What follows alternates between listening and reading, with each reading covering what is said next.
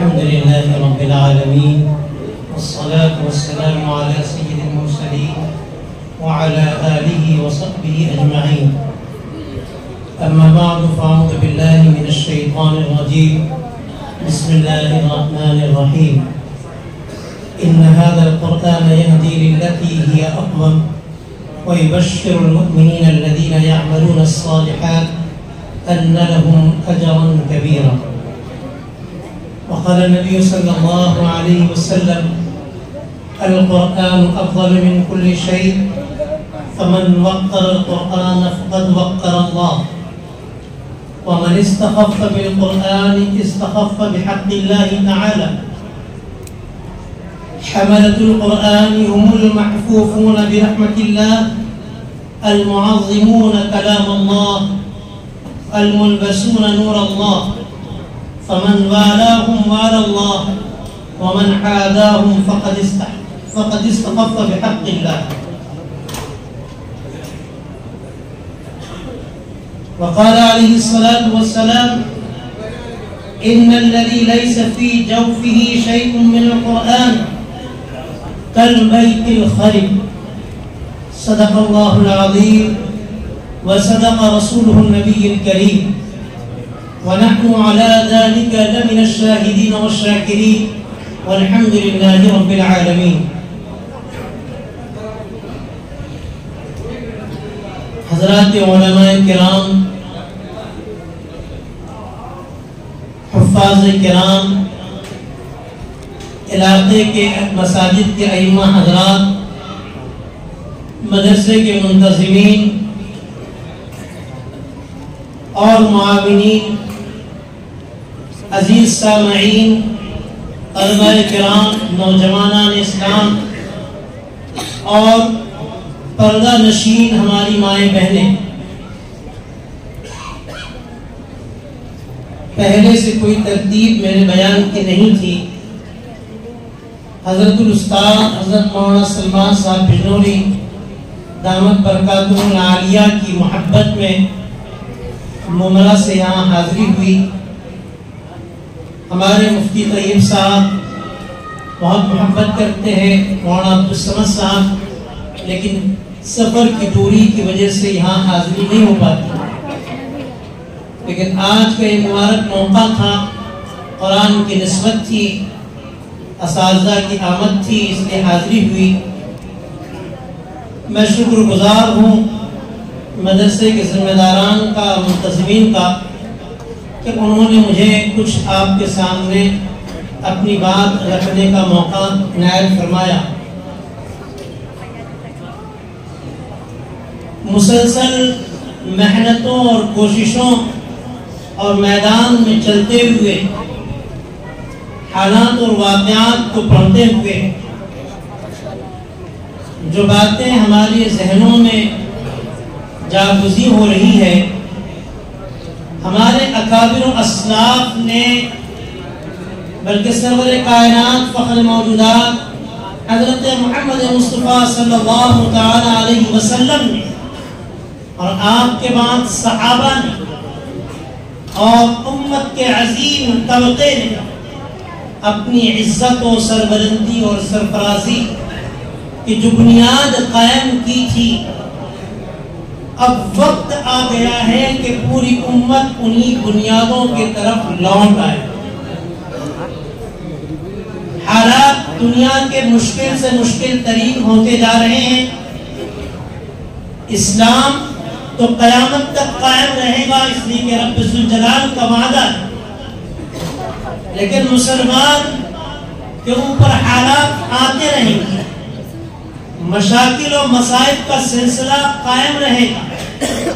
ان مشکلات کے سامنے وہی ایمان والا قائم و دائم رہ سکتا ہے، وہی ایمان والا ثابت قدمی کے ساتھ کھڑا رہ سکتا ہے. جن بنیادوں پر صحابہ کرام رضی اللہ تعالی عنہم اجمعین مہینوں کے، کئی دنوں کے فاقے کے باوجود کھڑے رہتے، پورا کا پورا قبیلہ دشمن ہوتا تھا تب بھی کھڑے رہتے تھے.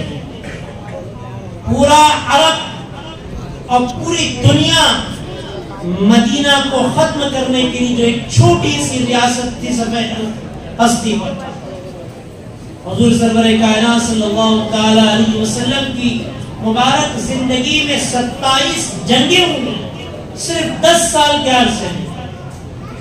اندازہ لگائیے کہ ایک سال میں 8 تقریباً جنگیں ہو رہی ہیں،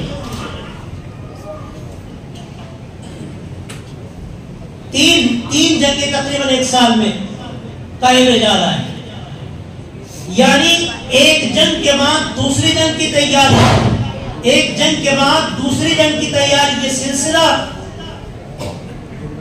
اس کے بعد جا کر کے اسلام کی حفاظت کا اور مرکز قائم ہوا۔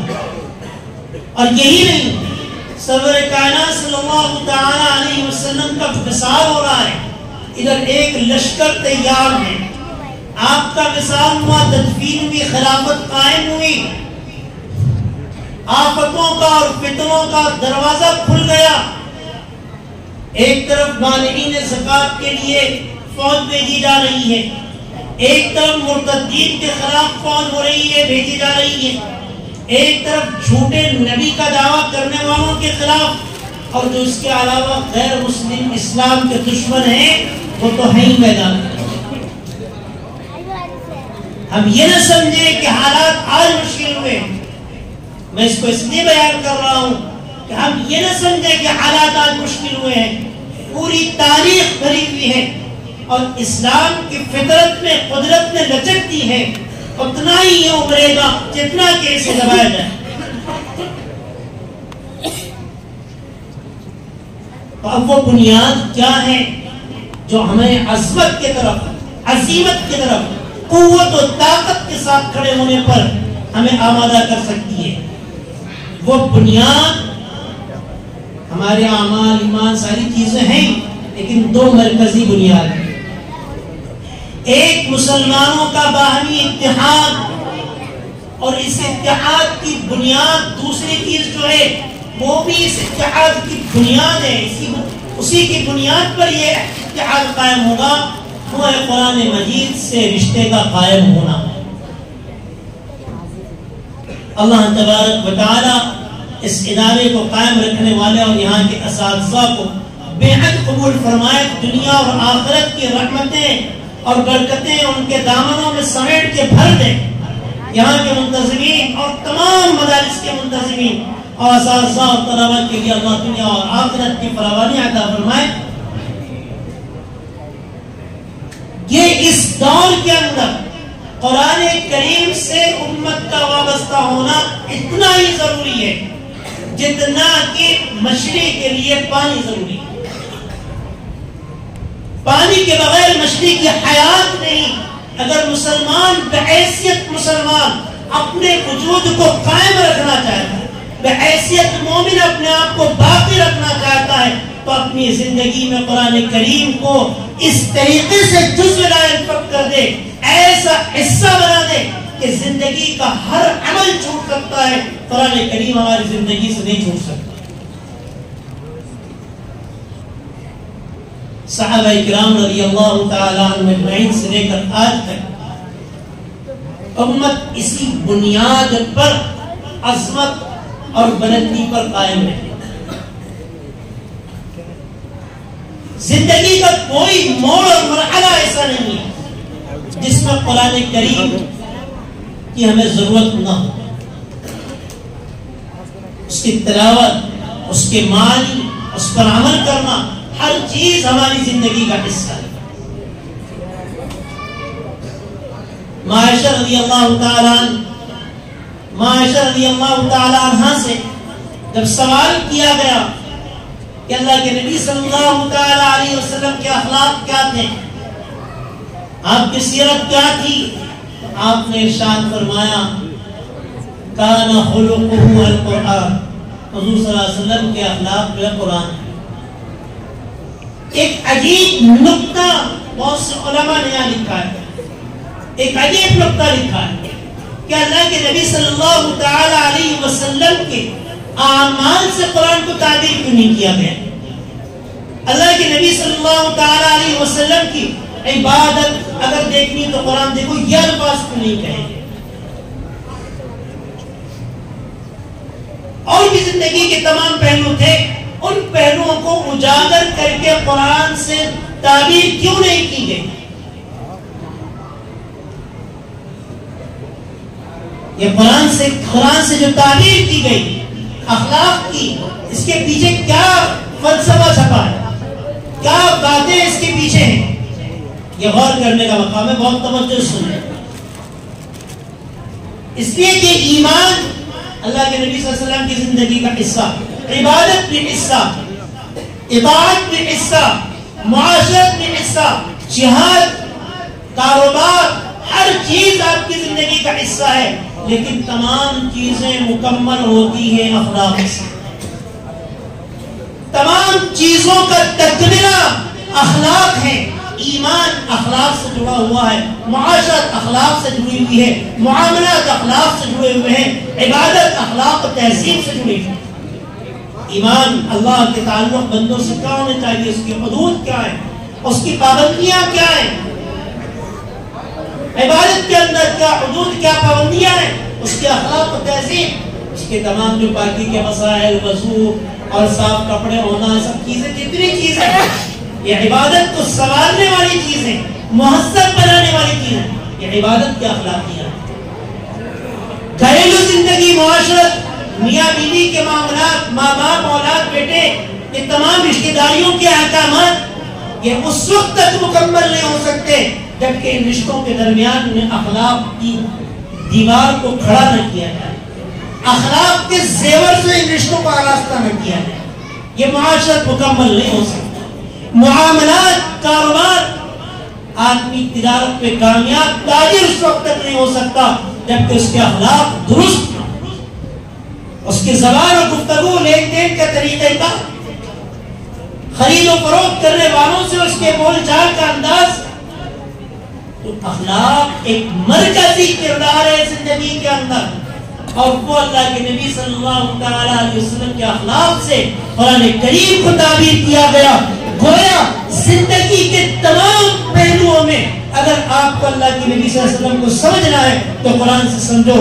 گویا اگر مسلمان اللہ کے نبی کو اسوہ مانتا ہے، قرآن کریم نے نبی کو اسوہ بنایا ہے، اور اسوہ کہاں ہے، وہ اسوہ مانتا ہے اگر، تو اس سے قرآن کریم کو اپنی زندگی کا لازمی حصہ بنانا ہو. اللہ تبارک و تعالیٰ نے قرآن کریم میں فرمایا کہ ان ھذا القرآن یہدی للتی ہی اقوم. قرآن ہی وہ ذریعہ ہے جو مسلمانوں کو صحیح راہ پر قائم کر سکے، ذلت سے اٹھا کے عزت کے راستے پر، گمراہی کے راستے سے نکال کر ہدایت کے راستے پر، برائی کے راستے سے نکال کر نیکی کے راستے پر. میرے دوستو بزرگو، یہ قرآن ہی ہے. قرآن نے اس کا اعلان کیا، اس لیے قرآن کریم کا سب سے پہلا مرحلہ یہ ہے کہ ہر مسلمان قرآن کریم کی وہ عزت و عظمت اپنی زندگی میں دے تو اس سے زیادہ کسی چیز کی زندگی میں سے عظمت. اللہ کی محبت، رسول پاک صلی اللہ تعالی علیہ وسلم کی سچی محبت اسی وقت دل میں قائم ہو سکتی ہے جب ہمارا قرآن سے رشتہ مضبوط ہوگا. اس لیے اللہ کے نبی صلی اللہ تعالی علیہ وسلم نے قرآن کریم قائم رکھنے والے اور قرآن نہ پڑھنے والے دونوں کے تعلق سے حدیث میں ارشاد فرمایا. حدیث کے الفاظ ہیں القرآن افضل من کل شیء. قرآن کریم ہر چیز سے فضیلت والا ہے، تمام چیزوں سے افضل ترین کوئی چیز ہے تو قرآن کریم. لہذا قرآن کریم کی عظمت کرو تو کیا ہوگا؟ فمن وقر القرآن فقد وقر اللہ. جو قرآن کریم کی توقیر کرے گا، تعظیم کرے گا، وہ اللہ تبارک و تعالیٰ کی تعظیم کرنا. ایک آدمی کہ میرے دل میں اللہ کی عظمت ہے لیکن قرآن کریم کی عظمت نہیں، حافظ قرآن کی عظمت نہیں، عالم قرآن کی اس کے دل میں عظمت نہیں، اس سے نفرت رکھتا ہے، وہ اللہ تبارک و تعالیٰ سے بھی عظمت کی نگاہ سے اللہ سے تعلق قائم نہیں رکھتا. اس کا تعلق عظمت والا رب ذوالجلال سے نہیں آگے ارشاد فرمایا وَمَنِ اسْتَخَفَّ بِالْقُرْآنِ اسْتَخَفَّ بِحَقِّ اللَّهِ، جو قرآن کریم کو ہلکا سمجھے گا، معمولی سمجھے گا، اس کی عزت، اس کی تقریب میں کمی کرے گا،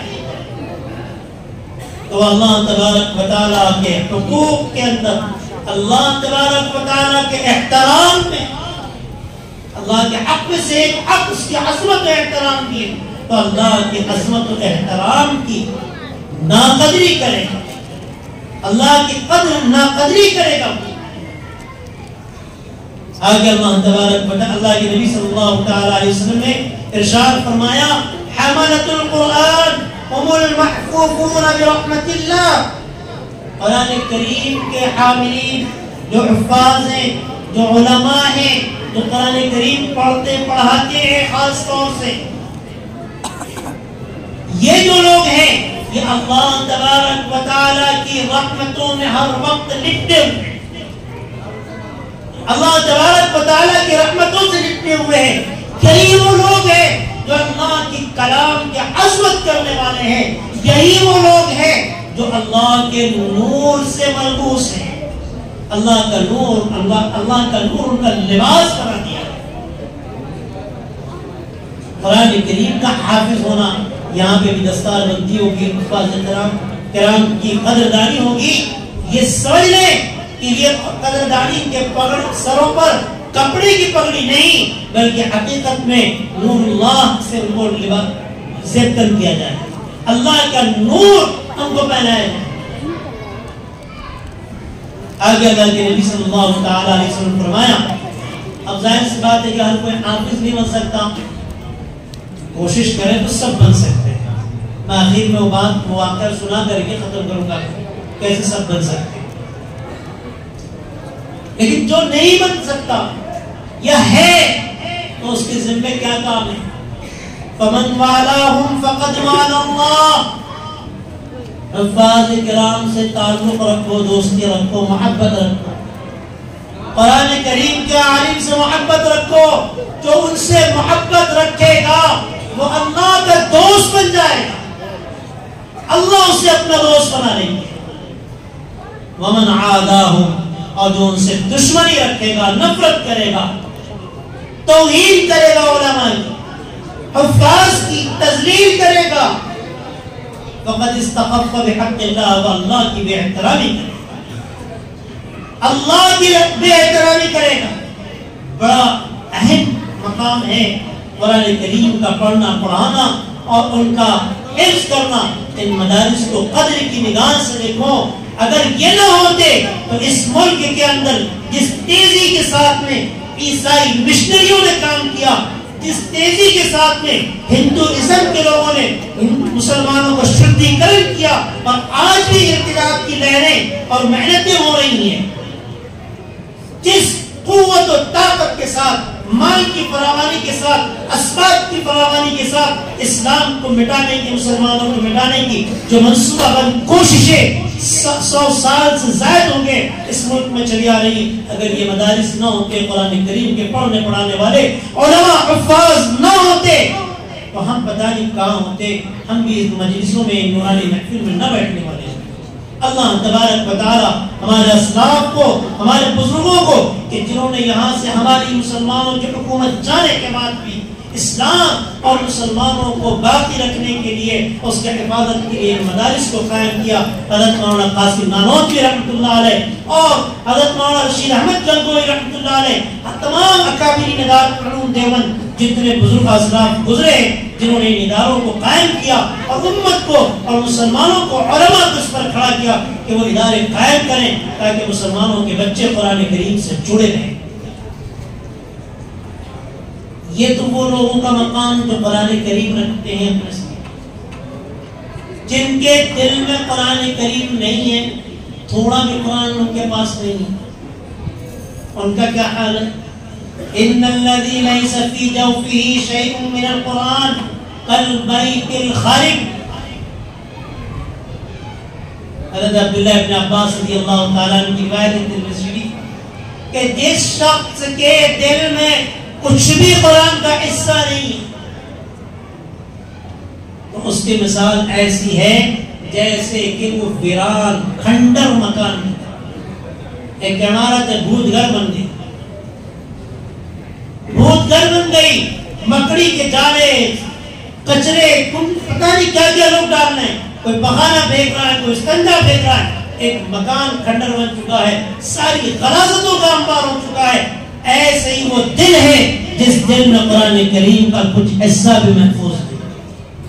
اس لیے یہاں پہ سبھی لوگ نیت کریں کہ ہم اپنی طاقت بھر قرآن کریم کو یاد کریں گے انشاءاللہ۔ اب میں آخری بات اپنی کہہ کے بات ختم کرنا چاہتا ہوں کہ قرآن کریم کے تعلق سے علامہ اقبال نے جملہ کہا تھا، وہ معزز تھے زمانے میں مسلمان ہو کر اور ہم خار ہوئے تاریخ قرآن ہو کر۔ اور یہ یوں ہی نہیں بلکہ شیخ الہند حضرت مولانا محمود حسن صاحب دیوبندی رحمۃ اللہ علیہ، جنہوں نے اس ملک میں انگریزوں کے خلاف ملک کو آزاد کرنے کے لیے اور ملک میں اسلامی نظام کو قائم رکھنے کے لیے ایک تحریک شروع کی تھی، اور ایسے ہی نہیں کہ صرف کاغذ پر ذہن میں تھی، بلکہ اس کو اتنی طاقتور تحریک تھی، اتنی طاقتور تحریک تھی کہ اس کے پاس اس کا خفیہ محکمہ بھی تھا، اس کے پاس میں سفارتکار بھی تھے، پرتگیز حکومت کے ساتھ سفارتکاری ہو رہی تھی، ترکی حکومت کے ساتھ سفارتکار بات کر رہے تھے، فرانس کے ساتھ سفارت بات کر رہے تھے کہ برطانیہ کے خلاف ہم نے جنگ چھیڑی تو ہمیں فوج اور ہتھیار کی ضرورت پیش آئے گی۔ فرانس کو اس پر آمادہ کر لیا گیا تھا، ترکی کو اس پر آمادہ کیا گیا تھا، اور پرتگیز حکومت کو اس پر آمادہ کیا گیا تھا، اور بہت ساری چیزیں اس میں تفصیلات۔ ایک بہت منظم اور طاقتور تحریک انگریزوں کے خلاف چھیڑی۔ اللہ کو منصوب نہیں تھا، وہ کامیاب نہیں ہو سکی۔ حضرت جیل میں چلے گئے، مالٹا کی قید میں ڈال دیے گئے۔ 3 سال کے بعد مجھے ان کی سوال حیات کی بیان کرنا صرف اس لیے کی بات کہہ رہا ہوں کہ جس شخص کی بات ہے اس کی عظمت ہمارے دل میں ہو تو بات کی بھی عظمت ہوگی۔ حضرت شیخ الہند رحمۃ اللہ علیہ کا تعارف اتنا کرانا ضروری سمجھتے ہیں۔ وہ جو تمام علماء دیوبند کے استاد اور اساتذہ، دارالعلوم دیوبند کے پہلے عالم دین، جب وہ جیل سے 3 سال کی قید مشقت گزار کے جیل سے واپس آ رہے ہیں تو اس وقت پورا ہندوستان مسلمان، اور پورے ہندوستان کے اندر جو آزادی کے لیے اس وقت اپنے تن من دھن کی بازی لگا رہے تھے، ان کے کان کھڑے ہو گئے کہ اس وقت شیخ الہند کیا کہتے ہیں، کیا پیغام لائے ہیں، کیا تحریک چھڑنے والے ہیں، کیا امت کے سامنے پیغام رکھنے والے ہیں۔ حضرت شیخ الہند رحمۃ اللہ علیہ نے 2 باتیں عرض کی۔ پہلی بات کہ مسلمانوں میں باہمی اختلافات بہت زیادہ ہیں، اس لیے کبھی بھی مسلمان طاقتور اور مضبوط قوت بن کے کھڑا نہیں ہو سکتا۔ اس لیے ضرورت ہے حالات کا مقابلہ کرنے کے لیے اپنی صفوں میں اتحاد پیدا کریں۔ اللہ پر کا فضل و انعام ہے، اللہ کا شکر ادا کرتے ہوئے میں سرزمین نالہ سپارہ کے علماء کی خدمت میں اور یہاں کے عوام کی خدمت میں ممرہ کا ایک واقعہ نقل کر رہا ہوں۔ ہم لوگوں نے کوششیں کی اور کافی زمانے سے کوششیں، ہمارے بہت سے علماء کرام ہیں، سب نے مل کر کے کوششیں کی، ان کوششوں کے نتیجے پر تمام مسالک کے علماء کا ایک وفاق قائم ہو گیا، ایک اتحاد، ایک فورم مقامی سطح پر ایک اتحاد قائم ہو گیا ہے، اس پر کام چل رہا ہے۔ ملت کے جب بھی کوئی مسئلہ ہوگا علاقے کے اندر، تمام علماء ایک پلیٹ فارم پر ہوں گے اور تمام مسلمان ایک پلیٹ فارم پر ہوں گے انشاءاللہ۔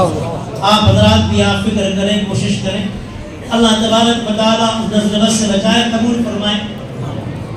حضرت شیخ الہند رحمۃ اللہ علیہ کا پہلا پیغام اتحاد۔ دوسرا پیغام یہ تھا کہ امت نے قرآن کریم کو چھوڑ دیا ہے جو عظمت کی علامت تھی، اس لیے وہ اب ذلت سے نکل نہیں پا رہی۔ جب تک امت قرآن کریم کی طرف لوٹے گی نہیں اس وقت تک یہ ممکن نہیں۔ اس لیے قرآن کریم کے الفاظ کو بھی پڑھنا ہے، معنی کو بھی سمجھنا ہے۔ ہر علاقے کے اندر ہم فکر کریں، ہر مسجد کے اندر درس قرآن کا اہتمام ہو، اور پوری اہتمام کے ساتھ میں ہم وہاں پہنچیں، درس قرآن کا ہر مسجد میں اہتمام ہو۔ تمام مسجد میں ہونے والے کاموں میں سب سے افضل کام قرآن کریم کے دروس ہیں، تفسیر کا حلقہ، یہ سمجھ کے جائیں۔ تمام جتنے کام ہم کرتے ہیں، دعوت و تبلیغ کے اعمال ہوں، فضائل اعمال، سارے کام کی اپنی ایک قیمت اور اہتمام ہے، لیکن ان سب میں مقدم جو کام ہے وہ قرآن کریم کا حلقہ اور تفسیر کا حلقے کا لگنا۔ اس لیے ہر مسجد کے اندر یہاں کے عوام، مسجدوں کے ذمہ داران بہت سے موجود ہوں، اس کی فکر کریں کہ صرف علماء اور امام کا کام نہیں، آپ کی بھی ذمہ داری کہ آپ اپنی مسجدوں میں وقت کی ترتیب دیں کہ ہم مجمع اس وقت جوڑیں گے اور اس وقت درس قرآن رکھا ہے، تو قرآن کریم کو جو چھوڑ دیا گیا ہے اس کی وجہ سے ذلت سے نہیں نکلتا۔ اب قرآن کریم کو اس دور کے اندر جن لوگوں نے اپنے آپ سے جوڑے رکھا وہ کتنے کامیاب ہیں؟ میں بحوالہ نقل کرتا ہوں کیونکہ میری بات نہیں ہے، مولانا حذیفہ بستانوی ایک بڑے ادارے کے عالم دین ہیں اور دنیا گھومے ہوئے ہیں، انہوں نے یہ واقعہ بیان کیا کہ جب آپ سوچ رہے ہیں کہ ہم یہاں پر ہیں، ایک کفرستان میں رہ رہے ہیں، جمہوری ملک ہے، تو اسلامی نظام تو ہے ہی نہیں یہاں پر، ٹھیک ہے ہمارے مذہب کے لیے آزادی سب کچھ موجود ہے، لیکن بہت سے شرعی قوانین ہیں، ہم اس ملک کے نظام کے تحت اس کو یہاں نافذ نہیں کر سکتے، نہ اس کی باتیں کر سکتے۔ لیکن جو ممالک مسلمان ممالک ہیں وہاں پر اسلام کو مٹانے کے لیے جو باطل کی سازشیں، کوششیں ہو رہی ہیں، بالخصوص فلسطین کے اندر بہت بری حالت ہو چکی تھی۔ اس وقت وہاں کے علماء نے فیصلہ کیا، وہاں کے علماء نے ذرا ادھر متوجہ کر کے سننے بات پوری کر لیں۔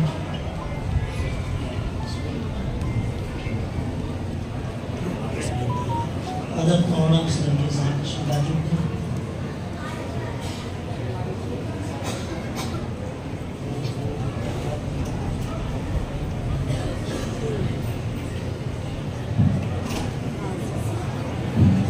وقت بالکل نہیں، بس اپنی بات سن لیں۔ وہاں پر علماء نے حالات کا جائزہ لیا کہ ہم کمزور کیوں پڑتے جا رہے ہیں یہودیوں کے مقابلے میں، ظالموں کے مقابلے میں۔ تو سب سے پہلی جو بات سامنے آئی کہ ہم قرآن کریم سے دور ہو گئے۔ انہوں نے 1992 میں یہ فیصلہ لیا کہ ہر مسلمان گھر میں ایک حافظ قرآن ہم پیدا کریں گے۔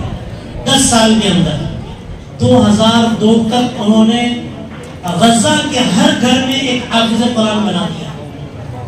پھر اس کے بعد انہوں نے ٹارگیٹ کیا کہ اگلے 10 سال میں ہم 50% آبادی کو، چاہے مرد ہو عورت، حافظ قرآن بنائیں گے۔ 2012 میں سروے ہوا تو تقریباً 55 سے 60% حافظ قرآن ہوئی۔ 2012 سے لے کے 10 سال پھر انہوں نے ٹارگیٹ کیا کہ ہم 100% حافظ قرآن کریں گے، تقریباً 95% 2022 میں وہاں حافظ قرآن ہوں گے۔ آج سخت ترین حالات میں فلسطین کے جو مسلمان قائم و دائم ہیں، ان کے لیے صرف اور صرف قائم رہنے کی چیز قرآن کریم۔ میرے دوستو بزرگوں، اللہ تبارک و تعالی ہمیں قرآن کریم کی محبت عطا فرمائے، اللہ ہم سب کو قرآن کریم سے وابستہ رکھے۔ حضرت مولانا مسلم الدین صاحب کا برکات ہو، یہ بات نہیں ختم کرتا ہوں۔ جزاکم اللہ، وآخر دعوانا الحمد للہ۔